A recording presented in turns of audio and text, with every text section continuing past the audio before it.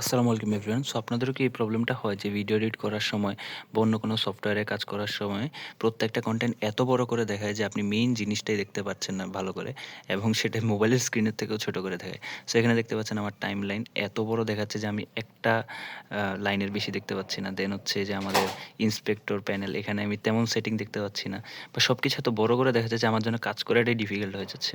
So যাদের laptop স্ক্রিনে কাজ করেন এবং ল্যাপটপ স্ক্রিনটা যেহেতু ছোট হয় সো এটার জন্য একটা সলিউশন আছে, সেটা হচ্ছে হোম স্ক্রিনে চলে আসবো, মাউসের রাইট ক্লিক, ডিসপ্লে সেটিংস, দেন স্কেল।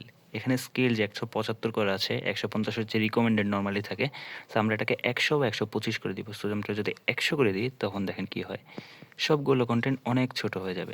এখন যদি আমরা দাপিঞ্চিতে আসি, দেখেন কি হইলো, প্রত্যেকটা কন্টেন্ট অনেক ছোট হয়ে গেল, মেইন জিনিসটা অনেক বড় হয়ে গেল। কম্পিউটার মনে করতেছে যে আমাদের ডিসপ্লেটা অনেক বড়, সেই অনুযায়ী সে কন্টেন্টগুলো শো করতেছে। সো এক্ষেত্রে আমরা অনেকগুলা ট্র্যাক নিয়ে কাজ করতে পারবো, আমাদের সেটিং অনেকগুলো আমরা একসাথে দেখতে পারবো, এন্ড আমাদের ওয়ার্ক ফ্লোটা অনেক ভালো হবে আই থিঙ্ক। সো যাদের চোখে প্রবলেম নাই, দেখতে অসুবিধা হয় না, তারা চাইলে এই কাজটা করতে পারেন।